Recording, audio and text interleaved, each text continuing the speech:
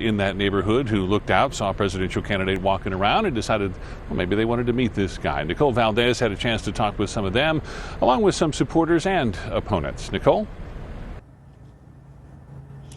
Yeah, Steve, totally unexpected. Some of the neighbors near the Encana Park area were actually just out walking their dogs right as Bernie Sanders' rally was set to start, but instead they saw him hop out of his motorcade and just take a stroll through the neighborhood, all while his supporters gathered into the Coliseum. And right here, there were several protesters who actually lined up right as Sanders took the stage.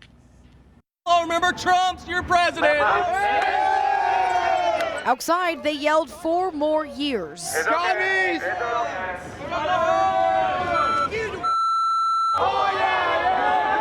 As the Democratic hopeful blasted President Trump inside, those against Bernie Sanders and his policies worked to send their message to the man hoping to take on Trump for the White House.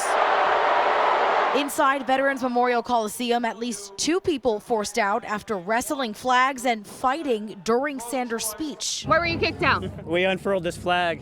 What'd they say to you? Well, we've been trespassed by the police department, so we have to leave the property. But hours earlier, it was his supporters who showed up and spoke out. Sanders is a candidate for the working class, for folks who have long deserved a better shot at the American dream. Elena Silva Nichols eager to hear Sanders' speech tonight, saying above all, his stance on health care has earned her vote. Personally, I am in thousands of dollars of medical debt despite being insured by 2 different private insurances. But a slight detour took everyone by surprise. I'm looking at him thinking, well, you look like Bernie Sanders. Just minutes before delivering his first campaign speech in Arizona this year, Sanders pulled over and took a stroll through the historic Encana Park neighborhood, walking right by Cynthia Legree and her son John. Had no idea he was having a rally, that he was in the city, and here he is in our little neighborhood. I yelled, "Go Bernie," and he gave me a wave. John just cast his ballot for Sanders on Super Tuesday. I go to school at UVA, and I just got back last night,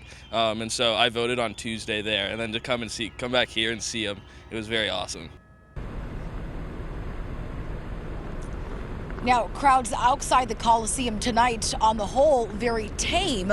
DPS telling us they actually only made 1 arrest at that rally, so definitely not as rowdy as we saw several weeks ago when President Trump visited the Valley.